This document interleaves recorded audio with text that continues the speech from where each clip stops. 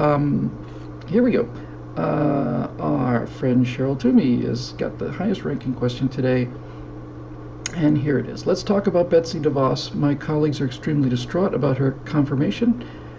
Not being shy about my leanings at work anymore. I was told I had no business in special education if I supported her. Cheryl is a teacher, by the way.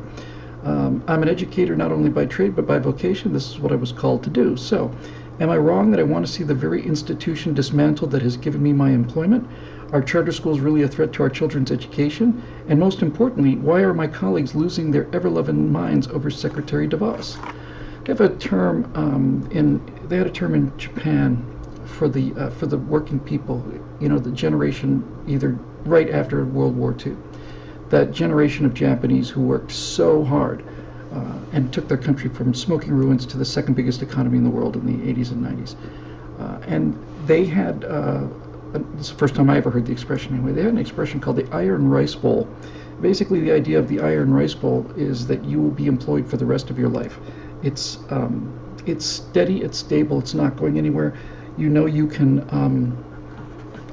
depend on this salary until you die, and your retirement too. So,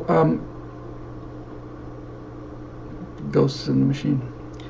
So, Cheryl, I think the first part of your question is simply that Davos looks like she's going to come in and on behalf of the Donald, smash up the iron rice bowl, which is the best possible thing that could happen. The part about this so heartbreaking is when you say, do you want to see the institution dismantled that has given me my employment? The institution that they're trying to dismantle is not the one that you signed up for. The institution that they're trying to dismantle has got nothing to do with education. The institution that they're talking about dismantling is it's like the brain blob in that Star Trek episode where the thing lands on the back of Spock's neck. It's just flying jellyfish and just puts its tendrils into his mind and controls him through pain. That's really what basically happened. It's the teachers' unions, LA Unified School District here in LA Unified, where I live, is probably the worst offender in this regard. So somewhere along the line, Cheryl, and the rest of you, miscreants and deplorables,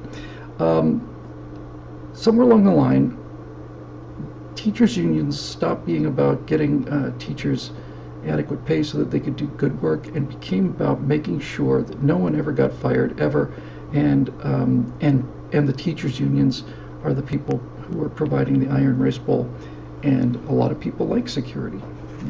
I have had many personal friends, one or two of whom have just come out and said to me, I would rather have things taken care of for me.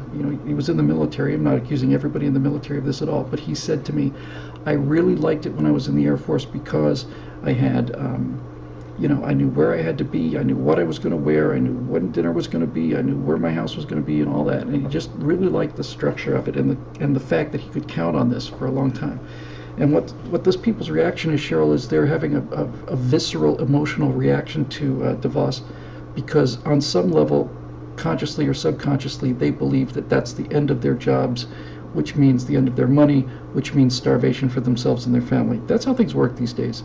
We always ramp it up. There's a whole discussion to be had, and I'm going to resist the temptation to do it now, about how worry is essentially just sort of a built-in mechanism, and that when you don't have things like panthers to worry about, then you start worrying about panther cubs, and when there aren't those to worry about, then you start worrying about the Carolina Panthers, and down you go. So basically the theory is you have to keep your body's designed and your mind is designed for a certain level of worry, and anything, you're supposed to worry about big things, but if there's nothing big to worry about, then you'll bring little things up to the point where you do. So a lot of people have that dynamic going on in their head. Now Donald Trump is in office, and it's the end of the world. It's going to be my job, and my children are going to starve, and all the rest of it. It's interesting watching this from the other side. Interesting is an understatement. Watching from the other side what happened to us in 2008. Just watching them react the way we did in 2008. The difference, primarily, of course, is that we're not smashing windows and we're not burning cars and we're not rioting in the streets. You know, we had protests, lots of protests. I don't think they're going to match the Tea Party at its prime, but if they do, it'll be wonderful to see the difference between a Tea Party protest and one of these left-wing protests. They're violent and they're kind of scary, and that's why they project it on us. But back to your problem here, Cheryl. You know, I really have to hand it to Donald Trump. I really do. I mean, some journalist a couple weeks ago basically said, it seems like all of his appointees are people who are determined to destroy the very institutions that he's making them head up. And the rest of us look around and go,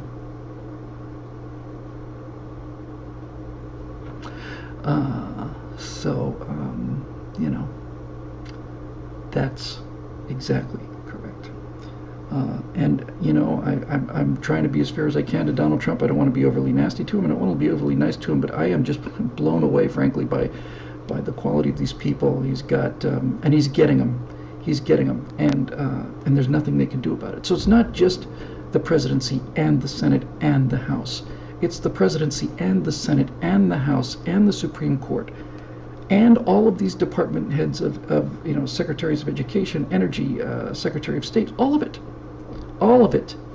We got all of it. And for some reason, I think maybe the curious nature of Donald Trump means that we didn't really get to celebrate it the way we thought we would. But in any event, we got it all. And he's actually doing it, you know, bless him. He's working like an animal. There's a picture I saw, you know, see all these things online, and it's a picture of Obama standing there on his first day, and there's one paper on his desk, and he's kind of looking at it wistfully, like it's undoubtedly a signature from some holy person somewhere congratulating him on his descent from heaven into the Oval Office. One piece of paper, and then there's next to it is a picture of Donald Trump, and he has like 5 or 6 stacks of paper this high, and he's on the phone. He looks like he's working. I remember saying, I don't think I've ever seen a picture of Barack Obama actually at his desk working, but you get to see pictures of Donald Trump at the desk working all the time. He's there 18 hours a day or something. So I completely agree. It's just wonderful. So. Yeah, what do you say? So anyway, Cheryl, I know you just keep coming around to this. I'll get to the answer eventually. The reason they're scared is because their security is at risk, and not just their security, but and it's not just their reputations. These public school teachers, it's their identity. You know, they've had to make a decision: are we for the kids or are we for the union? And the conservatives say we're for the union, and so, you know, screw them. And that's what you get. You know, the LA Unified School District, I forget what the number is, but it's in the hundreds, if not thousands, of teachers that are employed and continue to be employed, and I'm paying for their employment. And they sit in the teachers' lounge because all 6,000 of them, or whatever the number, have disciplinary actions against them. They should have been fired on the spot, but the union made sure they didn't get fired. So this is how, you know, trust and credibility go away. Steve Green did an episode of Right Angle this week talking about the decline in trust. And if you're the news media and you overhype some stories and don't report others, then people will lose trust in you to the point where they no longer believe you. And after that, shortly after that, comes an actual contempt, you know, an actual sneering contempt that you don't have the audacity to keep up this charade. And it's the same thing with the teachers union. Somewhere back there, they decided that their benefits were more important than the kids.